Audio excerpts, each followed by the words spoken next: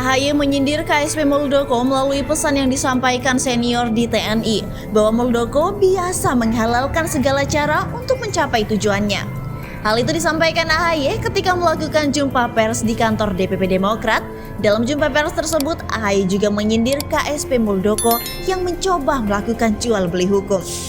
Mendengar pernyataan AHY, Demokrat kubu Muldoko yaitu Rahmat menyampaikan bahwa pernyataan AHY yang menyebut Muldoko melakukan jual beli hukum sudah mencederai hukum di Indonesia.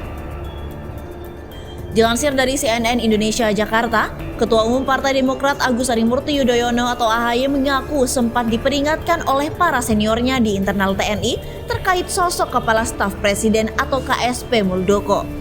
Menurut AHY, para seniornya di TNI menyebut bahwa Muldoko adalah sosok yang tak akan berhenti sampai keinginannya tercapai. Untuk mencapai keinginannya, katanya Muldoko bahkan bisa menghalalkan segala cara hingga membeli hukum. Saya pribadi sempat diberi peringatan oleh senior-senior saya di TNI.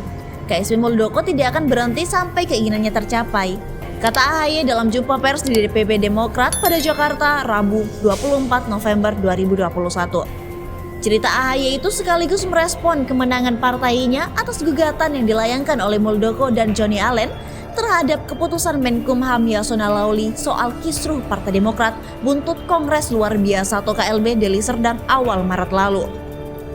Menurut AHY, keputusan itu semakin memperkuat putusan Mahkamah Agung atau MA yang sebelumnya juga menolak permohonan Muldoko. Tentang judicial review ADART Partai Demokrat, sejak awal AHY meyakini bahwa gugatan Muldoko memang tak memiliki legal standing. Bagi kami, keputusan hukum ini memberi pesan hangat bagi demokrasi kita sebagai tanda kemenangan bagi rakyat, katanya. AHY turut menyinggung pernyataan Muldoko yang sempat mengaku tak berniat mengambil alih kepemimpinan Partai Demokrat. Namun, Muldoko justru hadir ke KLB dan menyatakan siap memimpin Demokrat. Putra sulung mantan Presiden SBY itu mengaku tak memahami alasan Muldoko tergiur dengan hasrat kekuasaan. Bukan hanya dirinya, AHY menyebut perasaannya juga dirasakan banyak senior Muldoko. CNNindonesia.com telah menghubungi Muldoko untuk merespon tudingan AHY namun belum ditanggapi. Tim kuasa hukum Muldoko, Rusdiansyah dan juru bicara KLB Demokrat Muhammad Rahmat juga tidak merespon saat dihubungi lewat pesan singkat dan telepon. Diberitakan secara terpisah oleh JPNN.com Jakarta, Partai Demokrat kubu hasil Kongres Luar Biasa KLB Deli Serdang menanggapi pernyataan Ketua Umum DPP PD Agus Harimurti Yudhoyono atau AHY.